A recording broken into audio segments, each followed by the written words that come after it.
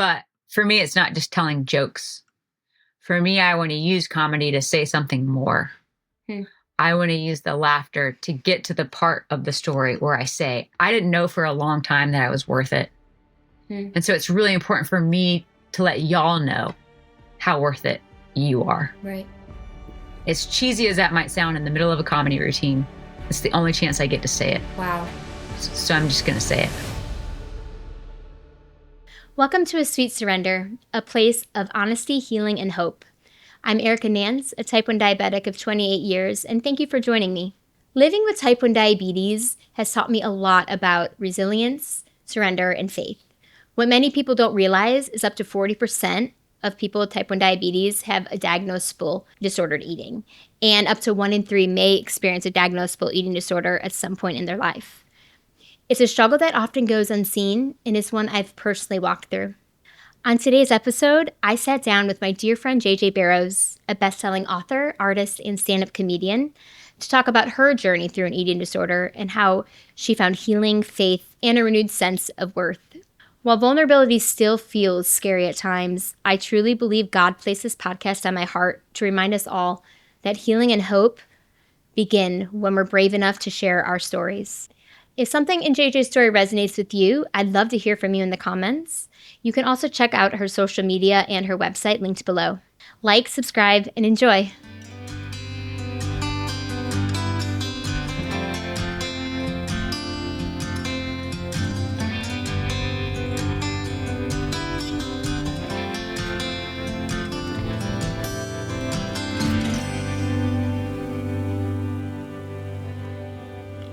Oh, you're frozen now. Oh, no. Why is it even connecting to my phone? That I don't understand. Okay. Oh, it's still recording. It's still recording. Oh, we're still recording. Oh, this is great news. Oh, wait, now you're not. Wait. I have no welcome to the view in my head. I'm ready. Welcome to messing the now. view. Welcome to the view. 20 minutes later. JJ, I am so happy to have you on. JJ is one of my longest friends and almost 20 years. That's crazy. And isn't that crazy? Yeah, that makes me feel old. Think we are old. Not feel. We Old school. I think what makes your friendship so special to me, and this isn't something that I've really ever openly talked about, especially to this caliber, but we met I'm not just speaking for me, I don't think, in one of both of our hardest times of our lives, is when God brought us together, maybe one of the lowest for sure. So that is why your friendship is so special to me, because we have really grown up together in our own healing, in a sense, too. We have our own tribe and our own recovery story, and you also have different parts of you and different parts of your story that I can't relate to, but that really have brought you to who you are. And so just tell me a little bit about your childhood and growing up in South Carolina. South Carolina. Yeah, well, I mean, I agree. I think what connects us is our humble beginnings as friends, because I think we definitely met when we were both at a low point. But yeah, prior to rehab, which is where we met, it's a great place. Am I allowed to say that? I don't know. One of the best. prior to us meeting in a difficult season of life, yeah, I grew up in South Carolina, preacher's kid, small town. I feel like maybe a lot of expectation, whether it was real or perceived, I don't know, but I definitely felt it from time to time, mainly from the community, not so much from specifically my parents, but to sort of be a representation of, what it looked like to be a preacher's kid or a Christian. I don't know, but definitely with your dad being kind of like the faith leader in the community, you are kind of expected to put your best foot forward and be a good representation of that, because, the kind of, well, it's a myth, but the belief is that, if a guy can't lead his own family, how's he going to lead a congregation or a community or whatever. But the reality is, and people who have kids know this, you can raise them as good as you want, but it's still an individual human with their own choices to make. And kids are going to do what kids are going to do, and they're going to forge their own paths. And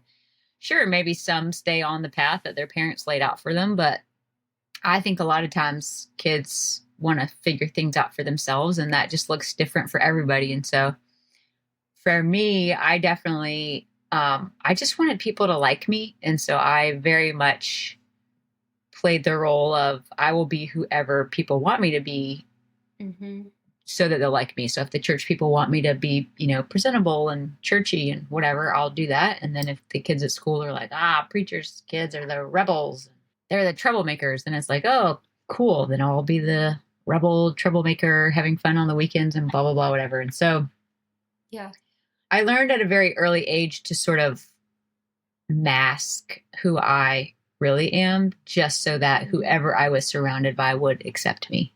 So, and I think that's so normal in general.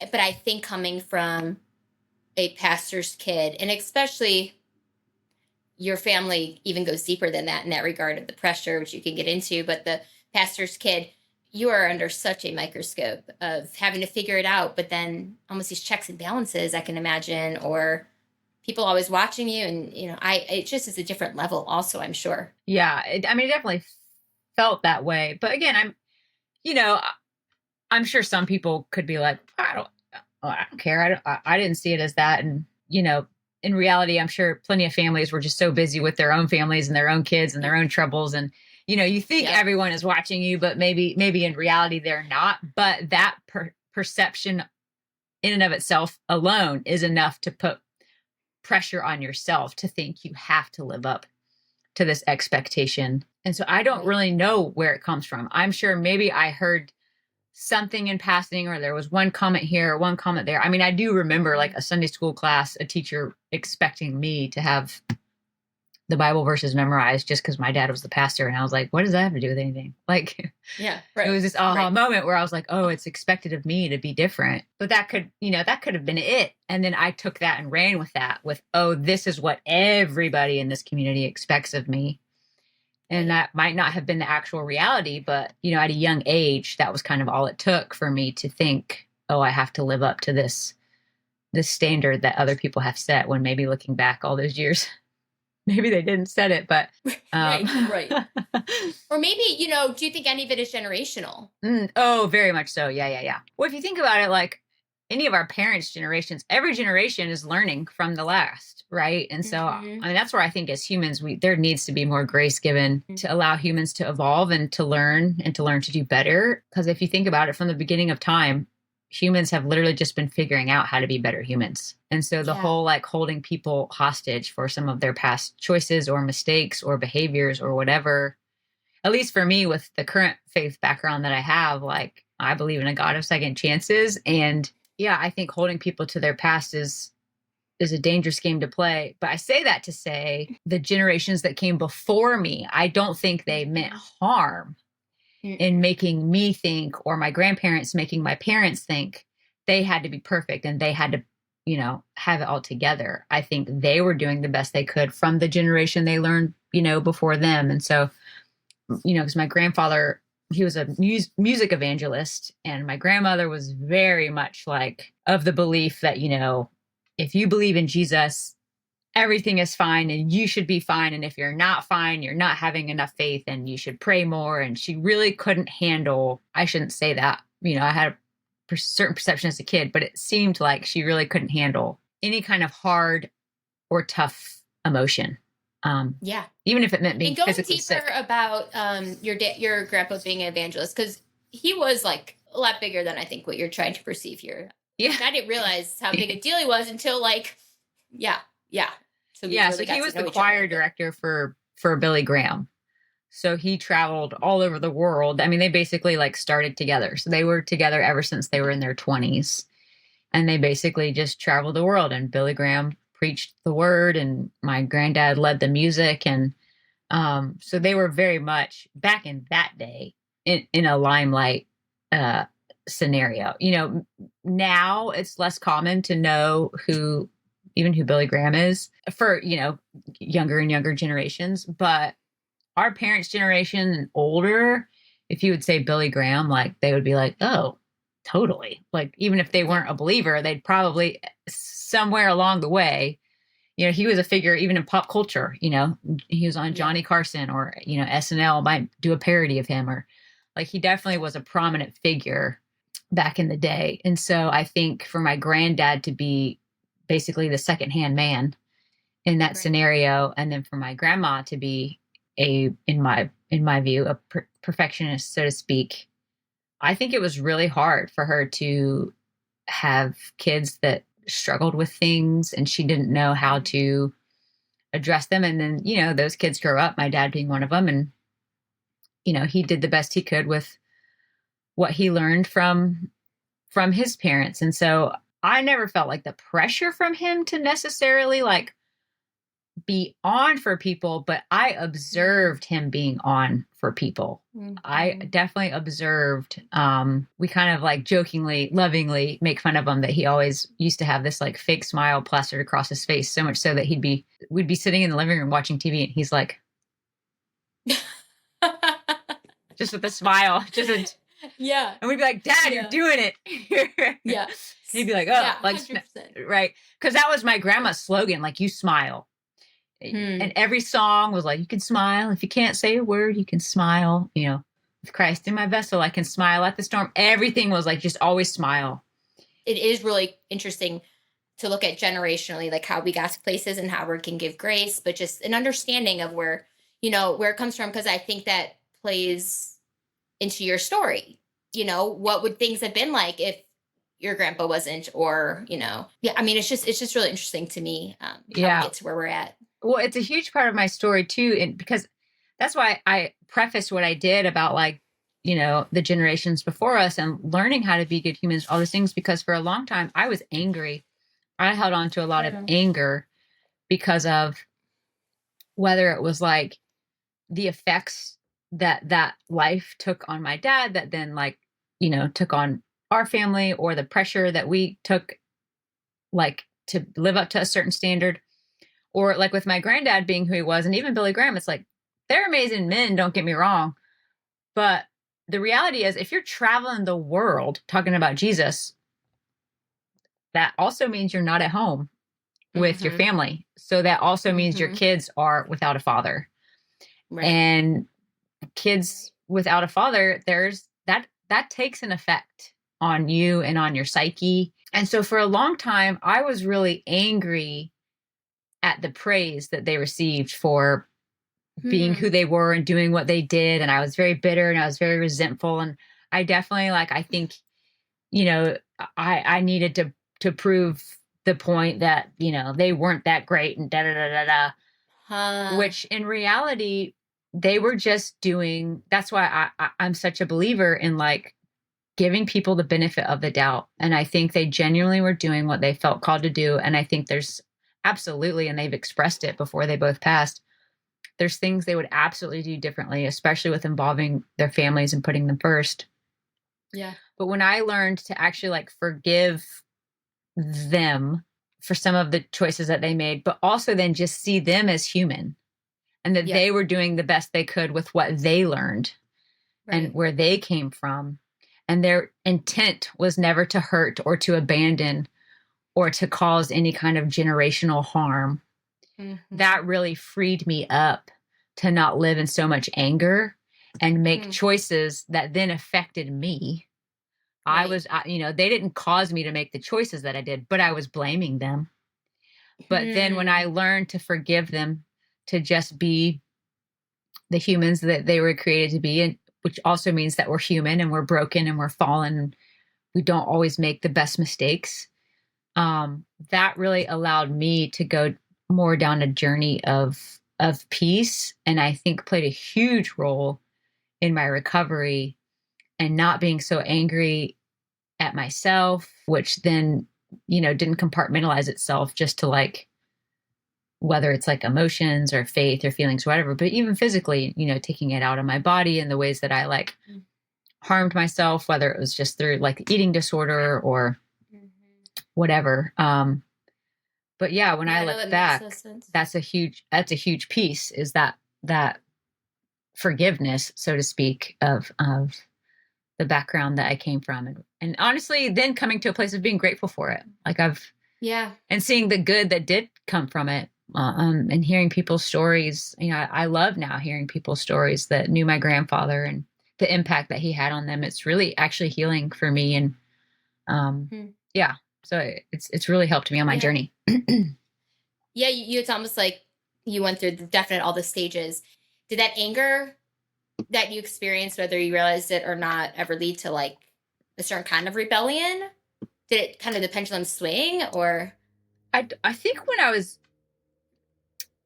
probably still have a lot of work to do on the matter. What's Don't we all? Yeah, because I don't know if I could have named it when I was younger. I do know I was a very angry child. Like I was a very angry child, and I don't know if that was like just I picked up on something at a young age or what, but I really struggled with anger and like outbursts, and I'm sure that was very difficult for parents in a Christian limelight setting. I had a therapist at one point that she attributed it to being a middle child, and the younger ones are twins. So essentially, when I was born, it was my sister and then me, and then the twins were born. And she was like, basically, when they were born, you were only 1 year old, and there were no more laps for you to sit on. And I was like, wow, that is right. Yeah. I did not even know I was mad about that. Yeah. Yeah.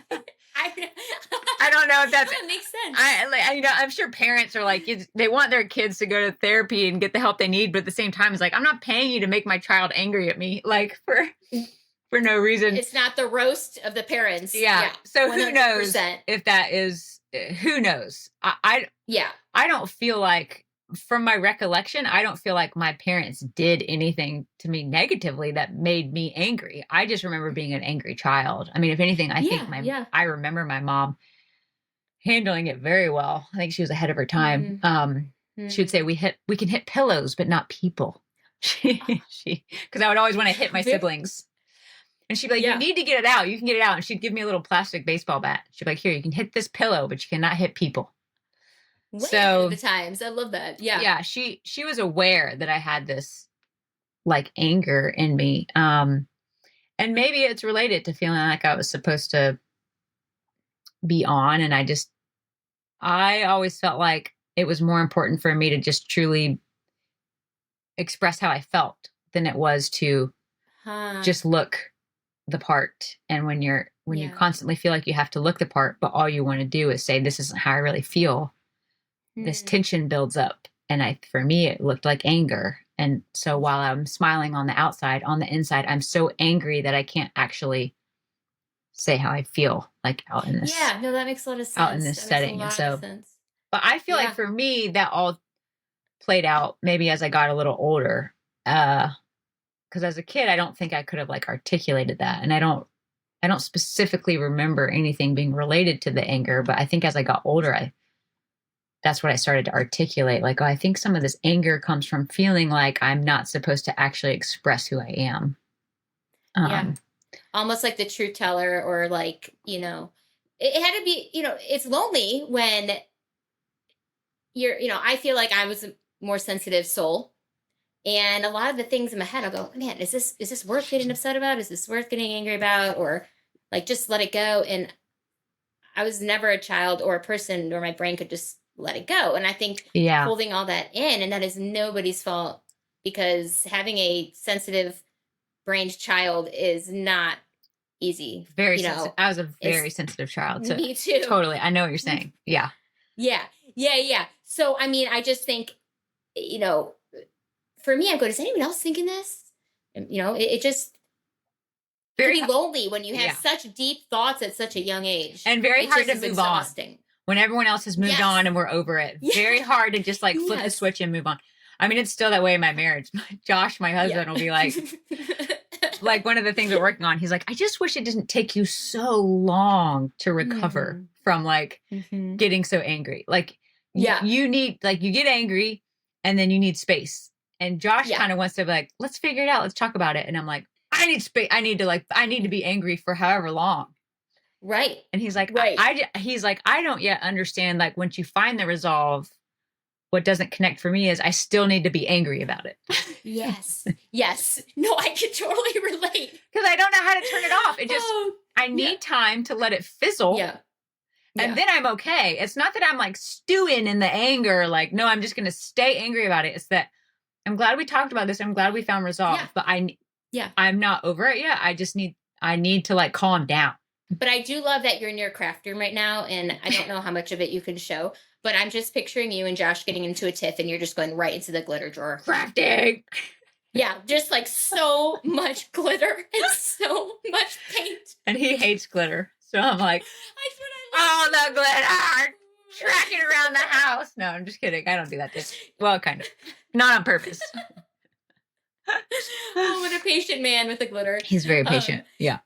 Oh, man. With the glitter and my I understand all the above. That's why you have your glitter room, you know? Yeah, exactly. I mean, we all need a glitter room. I really appreciate that. Yeah. So yes, I've never actually really publicly, like I said this, but I struggled with an ED disorder, you know, went into recovery or run into residential rehab, whatever you want to call it. And that's where I met JJ. And I'll get into my story at some point. Seems like I can't even believe it was that long ago. I know. And also it's just insane to me to think how much time I used to thinking about food, but that's for another time. It seems like a different life. Do you know what I mean? Oh, totally. I remember it like it was yesterday. Do you? Tell me more. Well, tell me more. I remember entering rehab. I remember I will never forget that experience because it was so foreign from anything I had ever experienced that it is etched in my brain. I went to rehab in Illinois, right outside Chicago, and it was an inpatient facility. And I went by choice. I wanted help. I needed help. I went to a facility that basically people from all backgrounds were there. So it was like eating disorders, substance abuse, behavioral disorders. I mean, you name it, drug, alcohol. And how old were you again when you went? I was 23. I think I was 23. I was 22 or 23. Okay. So it was everything. It wasn't just eating disorders. It was all in one. Everything. Yeah. So they mix all the girls together. I mean, I think they have since learned that's not the best idea because the facility is no longer. It has R.I.P. It has closed down in recent years. So I hear. But on the day that I went, you know, you're doing all the paperwork, filling out whatever, and it was nighttime by the time they took me over to like the quote dormitories where I would be living. And they, you know, you walk through these 2 double locked doors, sets of doors, you know, and even the security was like, this is bizarre. Like, what? I just felt like, why am I here? You know, they're going through all my stuff. You know, they're taking away certain things that could be considered, you know, used for self-harm. You know, they took away my shampoo because they had like alcohol in it or something. I'm like, I didn't even know shampoo had alcohol. Like, now, were you like, what were you expecting going into? Were you expecting it to be more like not so intense? Yeah, I think I didn't know, but I definitely did not expect it to be that intense because it felt like I go into rehab and it felt like I was all of a sudden like the perpetrator. Like I could be capable or guilty of anything. And so I was always suspicious. And that for me was very new. Because for me, it was like, oh, you don't need to take my shampoo away. I'm not going to try to figure out how to take the alcohol out of it. You know, oh, you don't need to take my hair straightener away. I'm not going to use I would never think to. Yeah. Like everything, though, was like considered suspicious. And so that for me was like weird. This is bizarre. And so then afterwards they take me into the common room area and like right away there's this like announcement or this alarm goes off and there's this announcement that's like code blue. We got a code blue, but people are running and you hear this like thumping and like screaming and just yelling like back and forth. And I was like, it was like happening like down the hall from where it was. And I was like, oh my gosh. And then someone comes out and they're like, get all the girls in the group meeting, you know, we've got a code, whatever it was. And I guess And this is the first night? first night. So you hear all this commotion, screaming, fighting, yelling.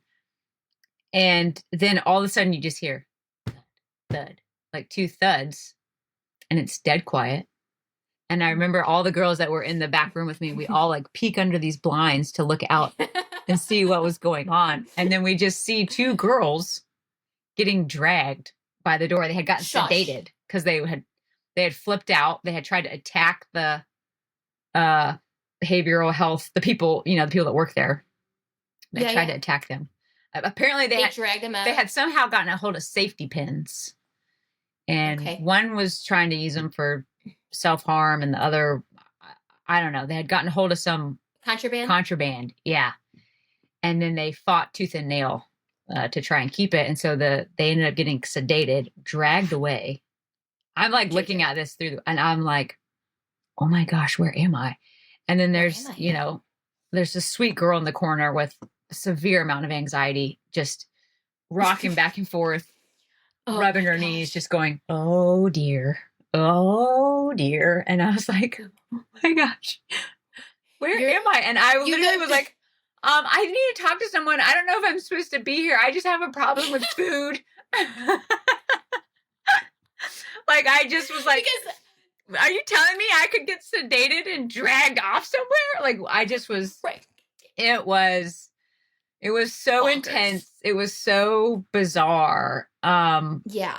Because you know what? When we met, we went, and you went after to where we met, which was just for food. Mm-hmm. So you really got the pastor's kid, South Carolina, to all of a sudden you're surrendering to the fact that I need help. And then next thing you know, it's like you're almost being punished, because it's like, you're being punished and you're being like shamed. Like, you could do this wrong, this wrong, this wrong. And here you are trying to get help. And it's just like, the confusion there has to just be insane. I felt like the bad guy.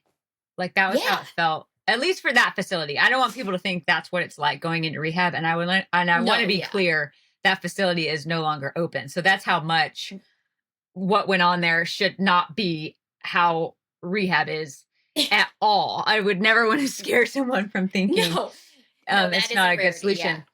Yeah. But it was also very eye-opening, because while I thought of myself as so different from them just because I struggled with food and maybe my quote issue wasn't quote as bad, in reality, after my time there, I realized we're all the same. Our things are just different. The drug of choice is different. The insecurity about the thing is different. The shame, like the issues might be different. But at the end of the day, we were all very much the same. Maybe different behaviors and how we acted or reacted to things. But we were so similar in our human struggle of just trying to find meaning and purpose and healing and answers, and just feeling confused and sad and broken.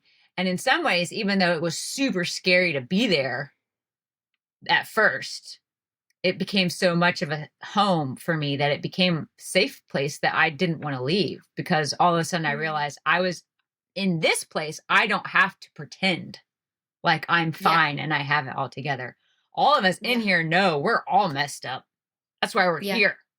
So in that sense, it became a safe place where I felt more comfortable getting to be myself. Yeah. And, I think for me, one of the biggest lessons God has taught me, and it's a paradigm that I'm so appreciative of, is that when I see a homeless person or somebody struggling with alcohol or stealing, even, whatever the behavior is, there's always a reason below it.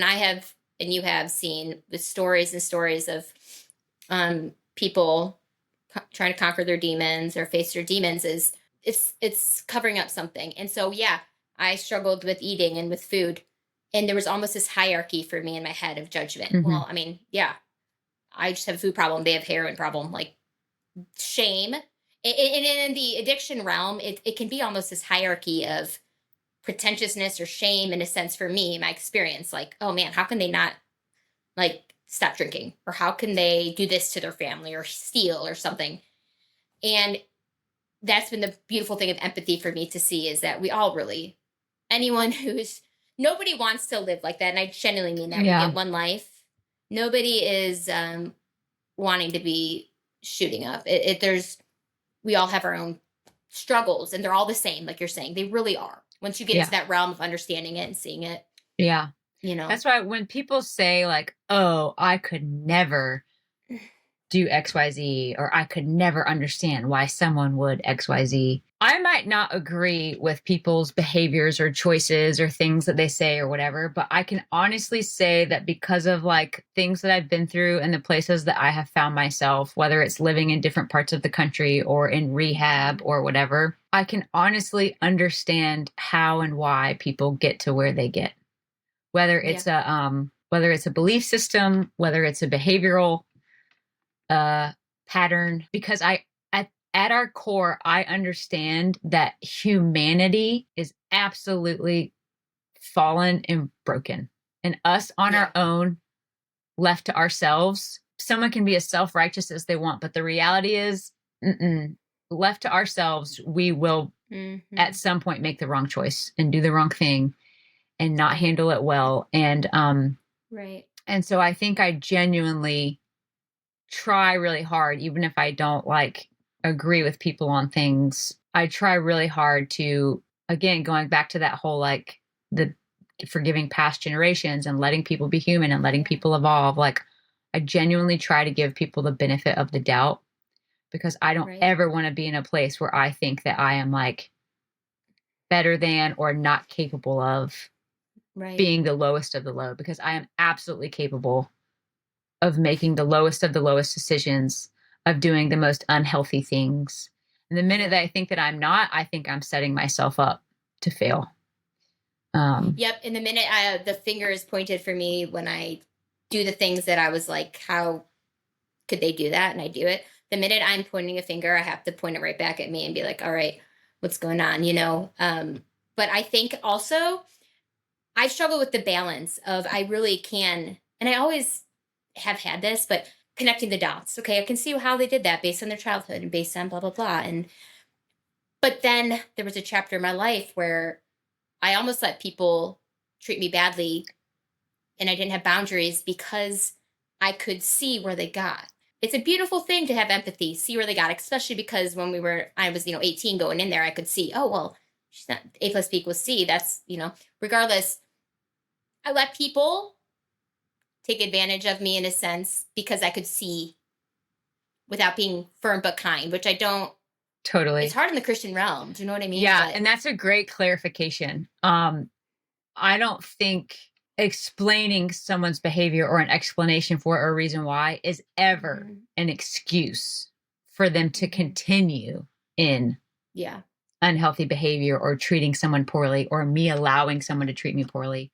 I might be like, oh my God, that makes sense why that person's talk to me like that. They've been so hurt and they're actually responding out of their own insecurity. That makes sense. That said, I will absolutely not excuse it that allows him or her to keep doing it and talking to me that way. And if they're going to continue choosing to do so, then I will remove myself from that situation or relationship, friendship, comment section, whatever it is. Like, because I will not comment section. I will not subject myself to. I'm very familiar with the comment section. So I know you are. There's some crazy. It's a great clarification, because I think in today's world we do have this skewed. It's so hard because it's like forgiveness and everything I just said. It can so easily get twisted into then allowing people to continue to behave poorly. I would never want it to be thought that's what I'm saying. I think there is a difference between someone learning from their mistakes and choosing differently, as opposed to like, oh, that's just who they are, that's just who they are, love them anyways. And it's like I used to date a guy that he didn't do the best by me. And I used to hear from people who loved him and they meant well, that's just who he is. He's, how he is. That's just who he is. And I used to kind of take it like that, like, oh, okay, yeah, he's just in that mood. That's just who he is. And at a certain point, I realized, no, that's actually not just who he is. That's him being a jerk. And he doesn't have to be a jerk. Like, yes, his past absolutely explains why he behaves like that and even why he takes it out on me. But it doesn't excuse him as a grown man to continue to behave like that and take it out on me. And Exactly. so That's where the shift happens, the shift happens of being on the other side in a relationship where, that's who he is. But if I wasn't the partner in that relationship, he would find somebody else to be mean to. It totally. took me saying, don't talk to me like that for that behavior to stop, because becoming that punching bag. But, it's that toxic empathy, and it's exactly what you're saying, though. Yeah, it's like, that's just who he is. It's like, okay, but A, that's not good for him. Yeah. To just be a jerk to everybody. It's not good to keep telling him to keep giving him that message. Yes. This is all 100%. you're capable of. You're not capable of growing past this point. That's actually not doing well by him. Or no, he's being whoever. labeled it. And when we're labeled things, then that's who we become, And I get what you're saying. And was that your high school? Well, don't want to. It was an adult relationship, but I will not throw him under the bus because he has made healthy decisions since, and my understanding is that he is living a great life. So good for him. We're going to cut that out. No need. I like it. Oh my gosh. No, it's so true though. It's the people that I have come to surround myself with I can see their pain. I can see why they got that way, and they can see it. And I can see my own, and we're growing together. JJ, going into rehab real quick, so we can kind of bring this all together with the pastor's kid. Do you feel like, okay, you had these expectations as a pastor kid, and you're really in your own tribe. Many don't understand what you've experienced with being a pastor's kid. Do you feel like it makes sense how you ended up in rehab? And what was below all that? I think a feeling of not feeling good enough or worthy. Worth is a key word that always comes up for me. Not feeling worth it. And that's why sometimes, depending on the show that I get to do, I will actually speak over the audience their worth. And I'll even have them repeat it back to me, because it was such a huge piece of my life that I feel like I lacked, understanding that I had worth and that I had value. Like me personally, not because of who I'm related to, or because I have chosen to live, or the actions, that I'm doing, or the job that I have, or the relationship that I'm in, or whatever, but literally without any of it, just me as I am, I'm an incredibly worthy human being. No matter what. That's what's crazy is I was never told by my parents or by my family that I wasn't, but without throwing anyone under the bus, I was in a relationship in which that was implied. And at a young age, that very much stuck with me. And that was very hard. It was very hard to unhear that. It's very hard. Yeah. So that's the Especially lie. at such a formidable age you were, Totally. That's the lie that has pretty much followed me my whole life, is that you're not good enough. You're not worth it. You're trash. I'm just kidding. You're trash. And how do you heal that, And how do you heal that when you don't even know it's what you have to heal? Yeah. So getting out of that relationship and then meeting a guy pretty quickly who I kind of fell head over heels in love with, who was a guy with a Christian background faith, but it looked so different from mine. I just was like, wait, what is this guy about? This guy seems like he likes his faith. I'm more or less embarrassed by it. As a preacher's kid, at least, you know what I mean? I just, yeah. And that's because it wasn't mine at the time. I just did what I was, quote, supposed to do, which only lasted but for so long. So anyways, in college, I became romantically interested in this guy, and I thought, oh, I better, start behaving. I better get back on track, go to church and get right with God and do all the things and stop drinking. So it was definitely just more of a behavioral change than it was a heart change, or I need to deal with my work, or I need to even deal with this breakup. I didn't realize until I was in rehab that I never dealt with that breakup. We'd broken up after 7 years of dating. Yeah. So it was literally half of your life. Yeah. It was literally 3 years after we had broken up, and I was in rehab, and I kind of had had this discovery that I really had never grieved that. And I remember coming out of one of my sessions one day, I was crying, and this girl was like, oh my God, what happened? And I was like, my boyfriend and I broke up. And she was like, oh my God, I'm so sorry. When? And I was like, 3 years ago. But it just goes She's to like, "Oh." show, yeah, if you don't deal with your stuff, it will Yeah. find a way out. And I think for Yeah. me, that surfaced in different behavioral choices, whether it was like partying, drinking, and then eventually into the eating disorder. Because when I gave up the drinking and the partying and all that stuff, the eating disorder I didn't know it was an eating disorder. I just thought I was being healthy.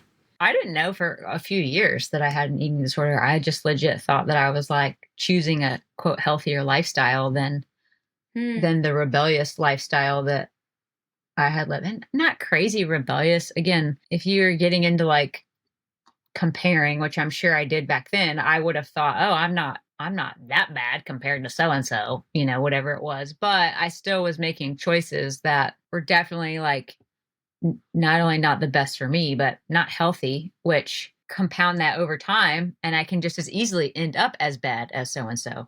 So maybe I wasn't Yeah. quite there yet, but I was absolutely on my way. And so I think with the eating disorder, yeah, it's so weird. It does feel so foreign now. It's like sometimes I have to like dig back in my memory bank because I'm like, man, which is really cool. Like it used to be so much at the forefront of my mind, and it was Right. really easy to retell the stories like that because it was so fresh, and still so hard to like for me to let go of. But now I feel so far removed from it. It feels like such a gift to actually struggle to remember.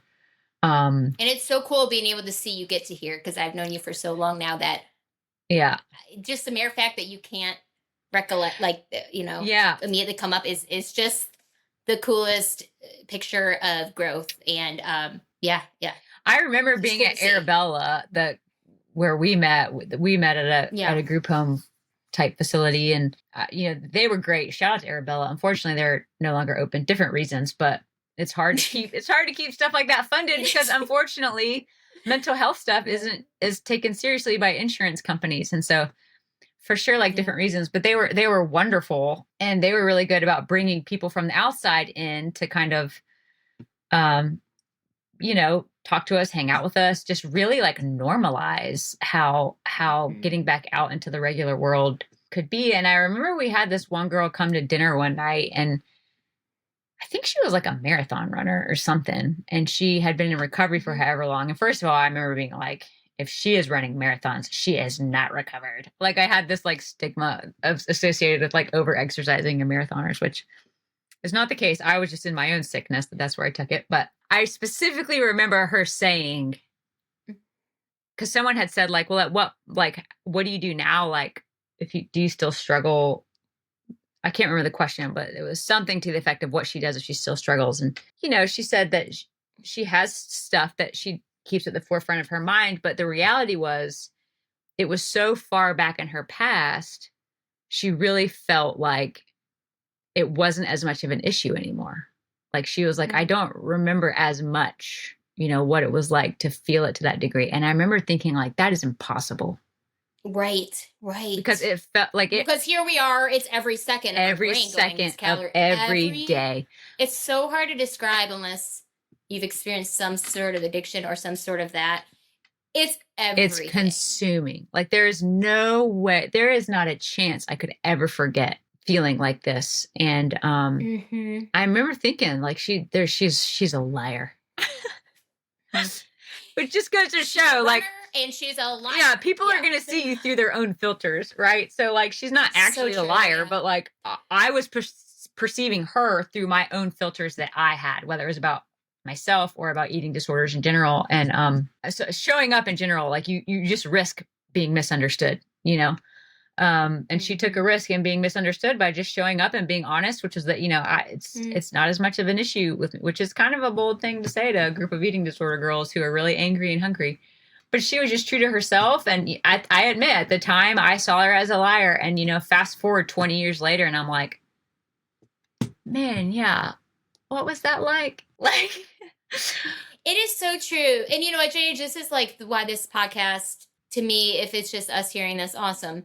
If it's one person who can get something out of it, awesome. But the mere fact that I'm at this place and we're at this place of, we can look back with that pause, and not that I couldn't it's bad to not be in it and do a podcast by any means, but that we are at that spot of like, nothing's wasted. Yeah, absolutely. People who are in that spot right now, like how I'm in the hurricane, you know, I will never get out. It's like we are a testament to you can get out. Yeah. Absolutely. And it is not linear and it is painful and it is like a surrender. Totally. But that feeling like you're saying though. Yeah. And it's of not saying liar, but yeah, it's not to say like I always liked when people would say like, "Oh, with recovery, it's not that you're recovered, it's that you're in recovery." Everyone's story is different. So maybe some people would say, "Oh no, I'm recovered. Like I've experienced healing and I'm recovered and that is no longer, whatever." I do feel that way, but I like better the explanation and the metaphor of I'm living in recovery. Because of my humanity, I know what I'm prone to. I know what I'm prone to going back to, especially like if things get hard or, I struggle. I mean, I struggled with a relapse probably like 7 years after I got out of rehab. And that was very humbling for me because I went down the train of thinking, oh, I am recovered. This is no longer. But yeah, as we all know, life comes in waves. And I wasn't ready for when life got hard again or another big life thing hit. I didn't realize, oh, that's what I would be prone to going right back to deal with it and to process it or to numb out, to not feel the hard. And so I think the difference is because I'm aware that's what I'm prone to. I have tools in my tool belt now that help me not go down that path because I know what it's like and I know I don't want to go down it. And so that exactly, that's the key thing. Yeah. You've been through hell. It's not even appealing anymore. But you're aware of it. It's really not. It's not, and I think for me, recovery means the forefront of food isn't in my head anymore, but it's what was underneath that and what emotions were underneath that. That is my recovery now. How do I deal with feeling through anger, feeling through frustration, feeling through emotions that I worked so hard to stuff down with my diabetes, with anything, like now I don't have a crutch to fall on. So now I have to, learn to process them, learn to sit with them, learn to regulate them because I had an eating disorder to do it for so long. Yeah. And that's my recovery, to be honest, is just knowing I can trust myself with this pain. And it's a daily thing, it is, and turning to the Lord, but also how easy it is to fall back into those thoughts. And so I get where you're going with that. What's like the one thing you really took out of all the rehab and all the recovery of your eating disorder? Like what's one thing you took away from it that you still sticks with you? That if trying to be perfect won't actually help me be perfect. Like it won't help me be any better. I think for me, like, and everyone's reason or cause is different. I think perfectionism played a big role. Again, going back to like being presentable, wanting to be liked, wanting people to approve of me, whatever. I have this deep people pleaser. And I think I get it from my dad who got it from his mom. This deep people pleaser gene that wants people. Some of it, I see pros and cons. I think people just throw people pleasers under the bus and they just get a bad rap and they just need to like suck it up and not care. But I absolutely see pros to it. Totally. Some of it is genuinely wanting people to have an experience, a good time, a good life. Like every golden buzzer on America's Got Talent, I am weeping because I'm like, I know you are. That feels like that has got to be the most amazing feeling in the world. And for them to get to feel that, I just think it's so beautiful that people get to have those moments in which they are celebrated because life is so full of us feeling not good enough. And the feeling is fleeting, so it's not going to last forever. That's where the lie is if we think, oh, and now I've made it and now everyone loves me. No, but you can enjoy it in the moment where you get to feel what it feels like to just be celebrated for whether it's your gift, your talent, or whatever. And so I really do like for people to have an experience just like the good parts of life. And I like for people to get to feel celebrated and to feel their worth and to feel good enough. Now, where it gets tricky is when that becomes like, I need to be the one that does that for them. And I want them to value me because I did it. Like that makes me feel good enough that I helped them experience that, because otherwise I feel Yes. like I'm not good enough, right? That's the lie, that I'm the one that's going to be, that gives them that, you know, thing that they need to feel good enough. And so I definitely have this deep people pleaser gene, and that it runs deep. I mean, to the point where I want to be the best dental patient. Like, Go on. I want the dentist to compliment on how well I held my mouth open. And he just went to town and didn't have to say open more. I didn't wince. I didn't make him uncomfortable. Oh my gosh. I don't even want the dentist to be uncomfortable when he's working on my teeth, and I'm the one that's uncomfortable. Yes. My teeth are being worked on, right? But I don't want. Meanwhile, your mouth is sore after, and you got no ribbon. Yeah. And I'm like trying to hide the little Wow. wince, but I don't want him to feel like he's doing a bad job if he struck a nerve, right? So that's deep. That's deep. Yeah. So that's where I have to work on it. So even in rehab, I wanted to be the best patient. I'm in there to get help, but I wanted to be the best patient to the degree that I was hiding food. I was lying. I wasn't actually doing the steps you're supposed to take to get better, because I wanted to be seen as so good and so appreciative. And I remember in one of my evaluations, the doctors being like, man, like you're really doing so great here. We're thinking about an early dismissal, because you're just like, you're such a great patient. And part of me is like, you're like, oh, yes. And the other part of me had this little voice creep in that was like, you will never get better, and you will end up right back here if you keep trying to impress them with how good you are. Because the truth is, you're lying. Like, you're not. You're hiding your food. You're wiping your butter pads under the table. Like, you're... That story's for another time that I can't wait to hear. Little pad of butter on the side. You had to use all of it. When you're in for an eating disorder, you have to eat everything that's in front of you, which I just thought was atrocious. And so half of it got hidden in napkins or wiped under the table or whatever. I remember that, and it was like, the truth always comes out in the most awkward ways. Like a Brussels sprout would be on the floor, and it would be like, if we're sitting here until somebody says, who's Brussels sprout? Yeah. I would literally put like salad in my pockets. so I could throw it away later. Life of ours. Yeah. This doesn't seem like this is our life. Like, it's just, that's why I want to give encouragement to people of, if you're in it with the salad or whatever you're trying to do, you will get chicken nuggets. Just give it time. Chicken nugs. No, it makes a lot of sense. The perfectionism part. And I love black and white thinking. It's my favorite. Obviously, I'm wearing black. I wear black all the time. What I mean is, it's clean, black and white. There's no nuances. There's no pain. It's either this or this. And I love it, because then I had this image recently of like living in the rainbow instead. Not in the gray, but in the rainbow. And as I look at your rainbow in the back, it makes me so happy. Yeah. But we are going to hurt people's feelings. We are going to experience, pain. We are going to experience rejection. But we are going to experience tribe and community and growth. And it's all in the rainbow. But that is so hard to explain from a people pleaser, perfectionist mindset. And it is such a journey. Yeah. So I like in rehab, when those doctors were like, you're just so great. I literally remember I blurted out, I've been lying and hiding food and throwing it away. They were like, what?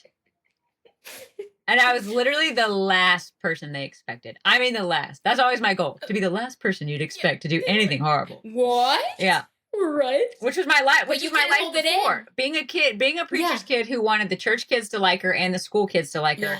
I conformed to whatever environment I was in. So if that was rehab, I'm gonna talk a bunch of crap with the girls and bleh.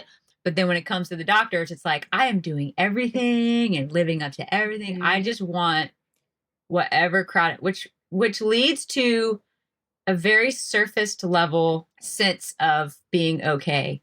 And because you're only as okay as the last group you were with that approved of you. And it leads to a very poor self-image and sense of confidence, because you can never truly be confident in who you are if who you are constantly has to change for whoever you're around. Right. And that is such a great point.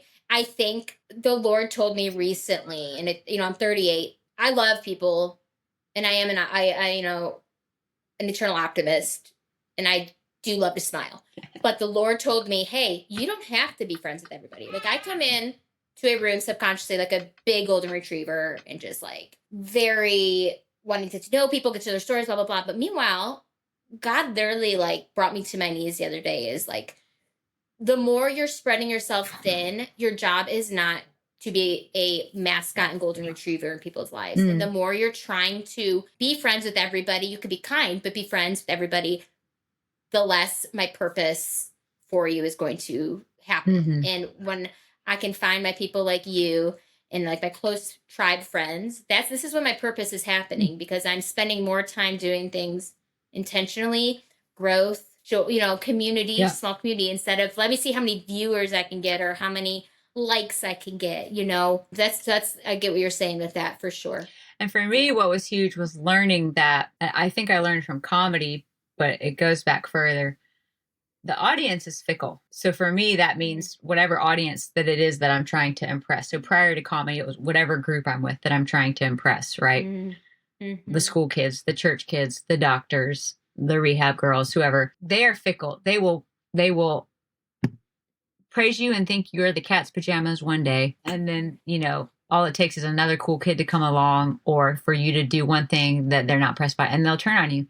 But that goes back way further. That is from the beginning of time, back to the most perfect person there ever was. Jesus was as good as it gets. And the audience praised him one day. I mean, threw him a parade. Hallelujah. Hosanna. That's Easter weekend, Hosanna. Baby. Threw him a parade. Had all the little palm branches. You're the one. You're the guy. Rah, rah, hooray. Messiah, Messiah. I'm paraphrasing, obviously. We'll keep going. It's just not what the Bible says. Hooray. Yeah. Hooray. Hooray, hooray. Yeah. So that's one day. And 3 days later, they nail him to a cross. Same crowd. And it's like, exactly. Holy cow. It took some pretty gnarly experiences for me to realize, why in the world would I want to impress these people who behave in such a way that not only is so poor sometimes, which I'm also capable of, but they will flip and turn on you in a second. The second you say something they disagree with, they will. And for me, I feel like I have tangibly experienced it in doing comedy, but I have lived it a lot longer prior to doing comedy and actually being, in front of audiences where I was just trying to please whatever else. And that's what's crazy about doing comedy is with comedy, to a degree, people have to like you in order for you to have a job, right? Like people have to like enjoy what it is that you have to say, but you absolutely cannot stake your self-worth as a human being on the audience liking you, because not every audience will. I think it was a process over time, watching how people behave on social media. Really? Interesting. And watching how people speak up about certain things, and then how those people respond to them just for having feelings about something. So it's probably more of especially in more recent years, there's probably like politics involved, which I'm not a political person, but watching it on both sides and watching how they behave the exact same way about different issues and different things. And the crazy thing is they act like the other is so different from them, and they are exactly the same, just about something different or a different viewpoint. And I think over time watching that, and that's not just a trend, that's how people are. Not that we all are. Social media is not a reflection of real life as much as it wants us to think that it is. That's why I always say, go outside, get out in the real world, see what's really going on, make eye contact with humans. Like, what's going on social media is not always what's going on out there, but it is showing us what humanity is capable of, and why we better not make humanity our God and our sense of self-worth, because you will ride a roller coaster you don't want to be in, and that doesn't have a good ending if that's who you're depending on to give you your sense of self-worth and satisfaction and self-love. And so it's so true. And I think that if we give grace to an understanding to this political situation, any situation. We are tribal, right? Humans are tribal. That's why people love to refer to the Bears, Chicago Bears, or the Dallas Cowboys. We are tribal. And if you can take that tribal mentality and you can put it into something that is uplifting, I know when I'm in a tribal state of, this is actually the devil bringing me with these people to stay stuck so I am not in my purpose because I'm just gossiping and rah, rah, rah, rah, rah, rah. I'm just like, but when I find my tribal people like you or those who I can grow with in tribes or even uplifting, I have to find positive news online. I know it's not, that's how sensitive my brain is though, but we can use tribal for me versus you when we're all just the same. Right.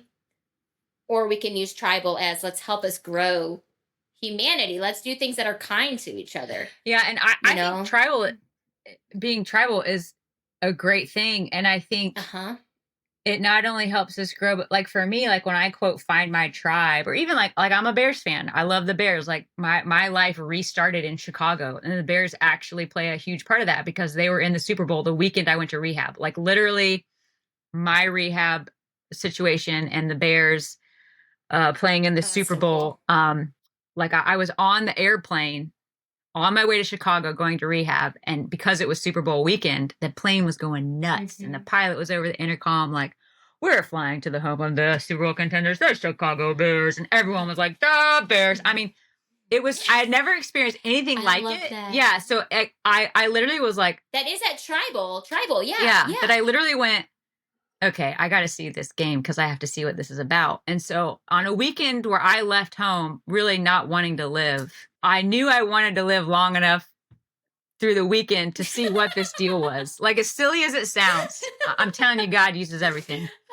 But as silly as it sounds, and it took me back to the SNL skits from the 90s. You know, Chris Farley, I was a big 90s SNL fan, not so much anymore. But in the 90s, I loved SNL and I loved the Bear skits. And I just was like, okay, you know, I want to see what this is about. And all it took was having one thing, not, you know, what's the rest of my life going to look like? It was like, no, just the next day. I just needed enough to get through the next day. And it was just to watch a football game. Unfortunately, they didn't win, but it was the baby step towards keep choosing the next right thing. Right. And so anyway, so I'm a big Bears fan and it definitely has more to, it's not I didn't grow up a Bears fan. It's not some like, oh, my parents love them. For me, it was a life experience that involves a deep affection and appreciation for them. So I'm a big Bears fan, but being a Bears fan, it does not mean I hate all other football teams. In fact, I think it's wonderful that other people have other teams that make them so happy that they wear sweatshirts with them. Like I saw that I was wearing a Bears shirt just this weekend. I was in the airport and I was wearing my Bears sweatshirt and I saw a girl walking my way and she was wearing a Packers sweatshirt. Yeah. And I thought, oh, like in, you know, the world in which we live, technically we're quote supposed to hate each other because Packers fans and Bears fans are like, don't like each other. And my first thought was, man, that's so cool that she likes the Packers enough to wear that sweatshirt. Like, I wonder what her story is with them. Or, you know, maybe it is she just grew up or her dad loves them and what's her relationship with her dad or da-da-da. But like I legit was like, yeah, like I don't have to hate another team or another tribe just because there is a tribe that I want to be a part of. I'm all for people finding their tribe and all of those tribes to exist at the same time. I think we live in this weird time where we expect everyone and everything are supposed to think and feel the same way. And if they don't, then you're divisive or you're not inclusive or you're I don't know. And I'm probably going to botch using the right terminology, but I think it's beautiful that so many of us are so different and we find these groups of people that can relate. And I think it's beautiful to grow within those groups of people. And I think it's beautiful to learn then from those other groups of people and do have times where you're like commingling and whatever, but then have your safe people that you go back to. And these are the ones that you know, let into those certain spaces in your life. And so, yeah. I think being tribal is a healing thing. I think it's important to absolutely have safe people for you. And I think it's just as important to celebrate other tribes and to let other tribes be different. Do we grow if we are all in the same, I don't know. I just feel like it's swampy when I get into that feeling of me versus you. It feels like a swampy feeling. But how do we grow if we're all just hating on the same thing? It's fun to be in competition with people, absolutely. But there's no growth. And I love, my dad told me one time, he goes, during this insane current political situation, he was like, Abraham Lincoln had people on his cabinet that were on the complete opposite political spectrum, so he could learn Mm-hmm.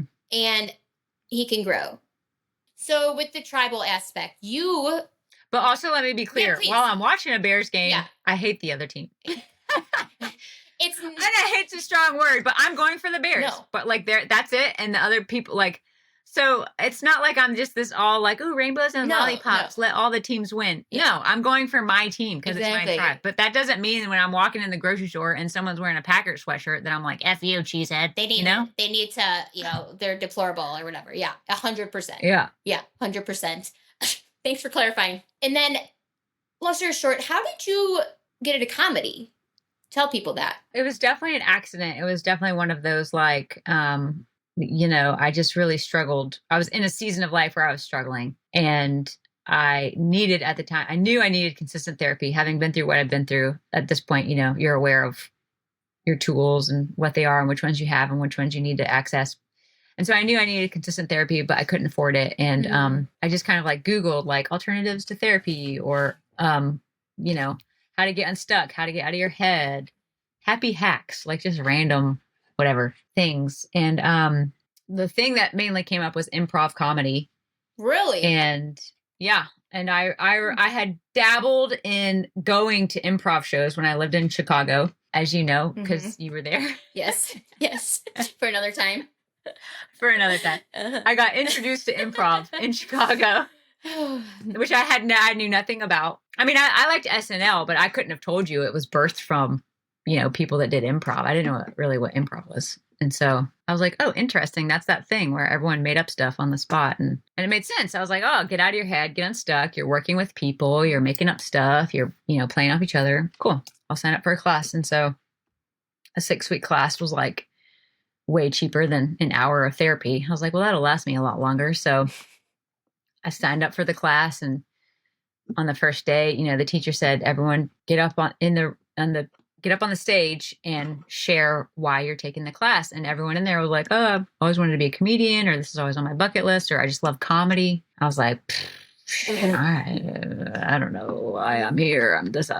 I think oh God, what am I supposed to say? Like, again, that people pleaser in me, that person that wants to fit in. I'm like racking my brain for like, who's a comedian?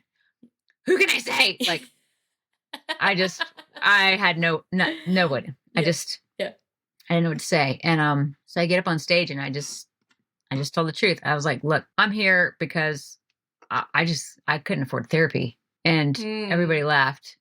I said, honestly, no. I said, I'm here because I needed therapy and I couldn't afford it. And everybody laughed. And the teacher said, that's funny. And I was like, oh, I was being serious. And he was like, that's even funnier.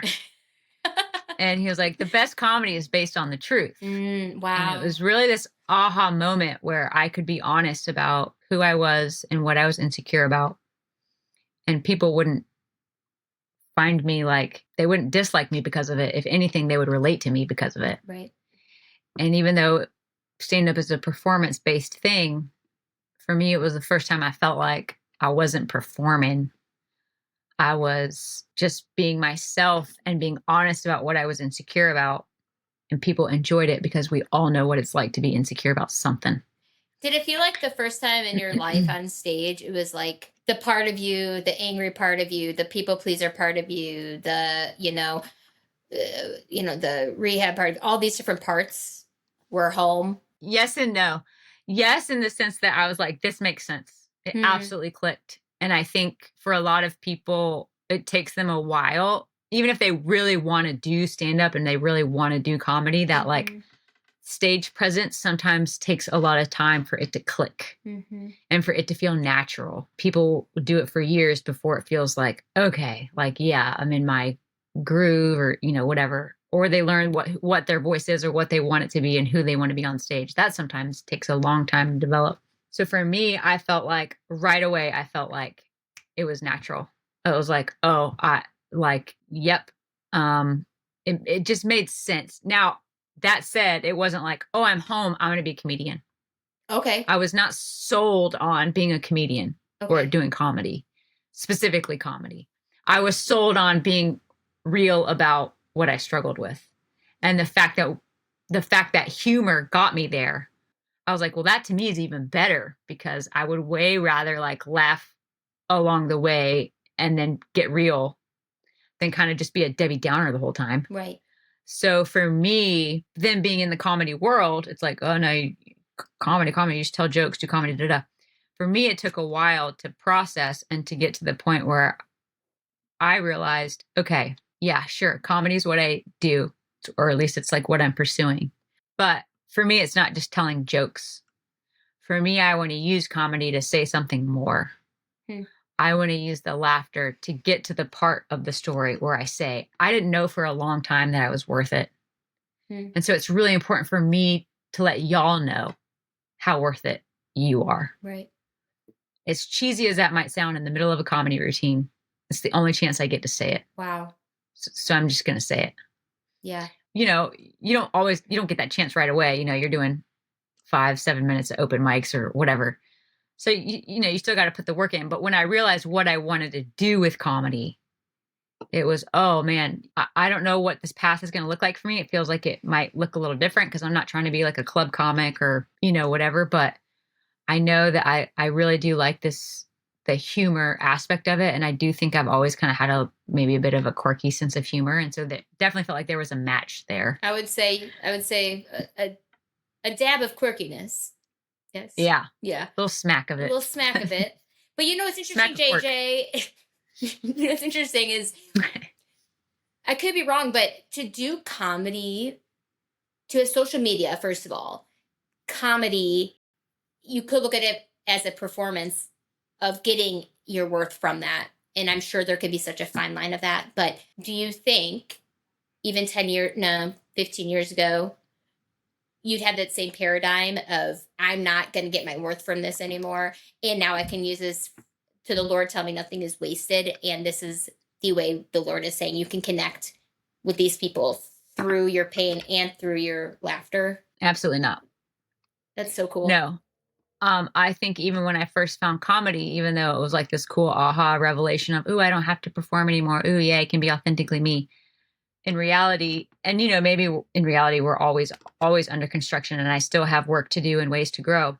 But I think honestly, even prior to just earlier this year, I still really wanted that validation, especially from other comedians, oh, I want them to see me as legit, or, oh, I want other people I want them to see that I can do it, or I want to do this to prove that I can do it, or, I had all these goals for like big things I wanted to accomplish. In reality, they were really just to prove that I was capable or I was worthy of, accomplishing them. And I was just as good or I was good enough or da-da-da. And I had a really I would say spiritual awakening or like closer, I don't know if encounter with God is the right way to say it, but just a revelation. I feel like he really opened my eyes this year. I feel like I realized, man, the point of doing all this isn't even so that I can be the one that does it. And it's like, look, because God can use whoever he wants. Yeah. He doesn't need me to do it. We all like to think we're special. And in many ways, yes, we are, right? Mr. Rogers was right. You are special. Some kids do not hear it enough. But at the same time, we are not more special, right, or more deserving than anyone else. Yeah. And God will use someone else if we aren't willing to do the work and be humble along the way. Yeah. And so I had to have a wake-up call where I realized, man, God can really use whoever he wants. And this is absolutely not about me being the best or the most famous or the funniest or the most refreshing or whatever it is, that I want to be. This is literally just about me using the gifts that God created me with and not sitting on them. Saying yes. And just wasting them. Yeah. Yeah. And then getting mad at him. Yeah. For me not getting what I want out of this life. And then what I stand before him one day and I say, man, thanks for everything you gifted me with. Sorry I sat on it. Right. Sorry I was too afraid. Sorry I let those thoughts get to me. Sorry I was too afraid of what all those people thought online. Right. Sorry I was too afraid of the people that behaved like that. That's who I allowed to tell me how to live my life. Like when I realized I was in danger of letting a comment section on social media have control over what I said or didn't say, how I showed up or didn't show up, I was revolted. And I thought, I will absolutely not stand before my creator one day and say, sorry, I didn't do much. I was way too afraid of what people online thought of me. 100%. That disgusted me. And that's when I was like, okay, Lord, yeah, here we go. Right. Use me however big, however small. Yeah. Even if I just get these little audiences along the way of people, women, whoever need to hear what it is that you've gifted me to say. Yeah. Let's do it. Right. Let's do it. And so my goals are very different. Like, sure, there's things that would be cool. I'm not here to say that like I'm not impressed by the world. The world has impressive things to offer, but I know the truth.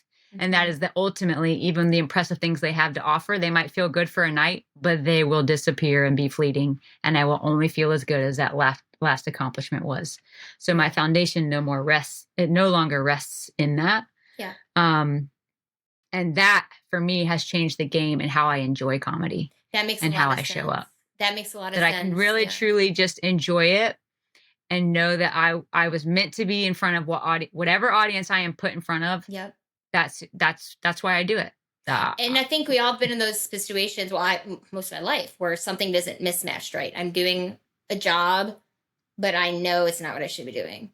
And when something aligns, you can't argue with God with that. Like with this podcast, I don't know, if one person sees it, it doesn't matter. I'm growing and learning just talking to you right now. And there is no thinking outside of except that this seems right. God said, don't ask, just do, Erica. And I'm just doing it. And I can't argue with that.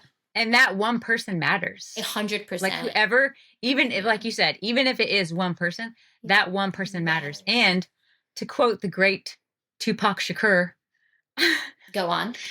He once said, I may not be the one that changes the world, but I might be the voice that sparks the mind that does.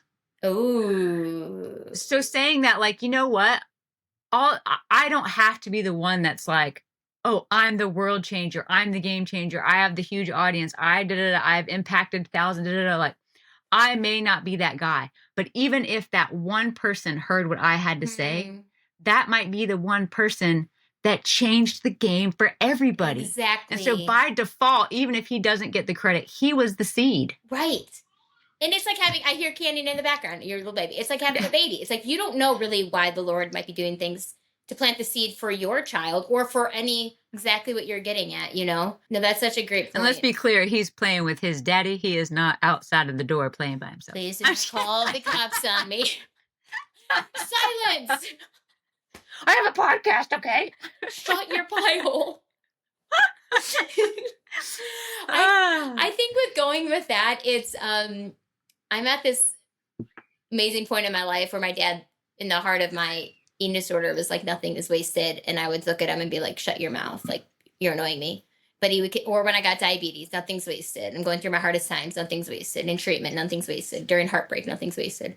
I'm at this amazing point of it's coming into truth that nothing is wasted. And I had such a different lonely chapters of my life where I haven't had that A plus B equals C a lot of times like others have. Yeah. And if somebody were to judge my story or judge my place in life or judge where I'm at based on just a resume or based on not knowing me, that used to crush me because in my head I'm going, well, you don't know. Let me tell you my story. Let me tell me why I'm blah, blah, blah, blah, blah, blah. And that has been so dimmed down now in the sense of I'm so proud of my story. I'm so proud of looking at that's door, like truly, and understanding now that really nothing outside of the Lord can really fulfill us. Yeah, I get those fleeting thoughts all the time, but like knowing that I'm doing this podcast right now, I never felt more aligned in my life.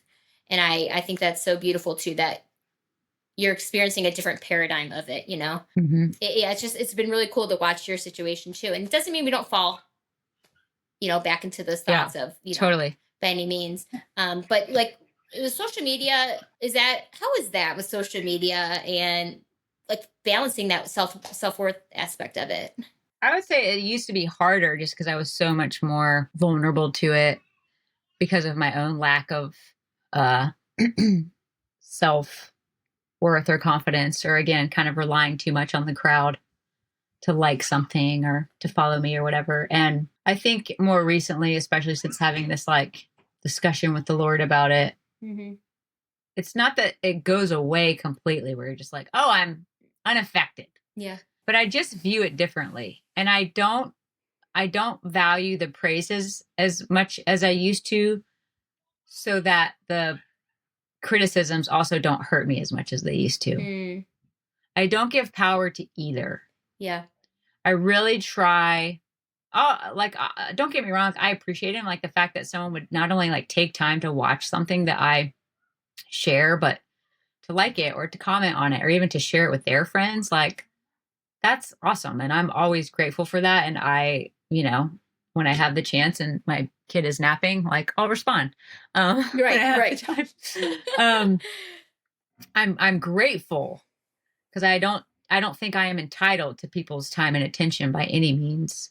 So I think it's cool that I create something that people want to watch.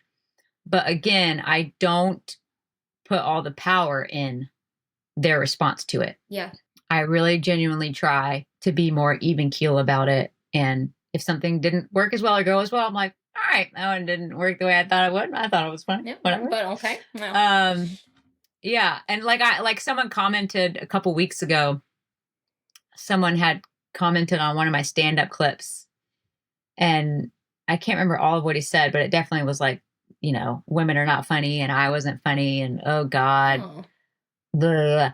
Wow. And and he had a typo in it and then he corrected it in a comment underneath his comment, which only, it helps my algorithm, the more comments, that there are. And, even a year ago, honestly, 6 months ago, a comment like that would have just really shut me down. Because I think the thought of being called not funny was like terrifying. But in reality, comedy is subjective. Like there's plenty of people who don't think I'm funny and there's plenty of people who do. Yeah. And there's plenty of comedians that I think are hilarious and there's plenty of comedians who I think aren't, right? Like, and it doesn't mean that I don't like them or whatever. It's just subjective. And so A, it was learning that. Yeah. But B, really doing that work with the Lord and that it does not matter like what this man's opinion. I literally laughed. I especially laughed because he took the time to correct his typo. Yeah. And so that's how I responded to my thing. I was like, man, thanks so much for taking the time to correct your typo and help my algorithm. Bless your heart. Bless your heart. Yeah. So yeah. I don't mean this in like, I'm just saying this to like put on a hard shell. 'Cause it's not that I like, don't care. It's not that my feelings can't be hurt. It's just, I don't care in the sense of like, I'm not going to let the opinion of some stranger who's had a bad day or has a different lifestyle than me or a different belief system actually tell me who I am. Right. No. No. And not giving them that power. No. But I can't take the credit for that. Yeah. That's my faith. Yeah. That has helped me grow into being that type of person. And I think with you, what I've seen and the coolest transformations I've seen is now you're rooted in a tree. Like one of those comments, it's like a branch breaking off or a leaf blown away. But the JJ I used to know, and for me too, the Erica I used to know, the whole thing would break, although like there was no roots. Uproot the tree. Uproot the tree. Cut down the tree.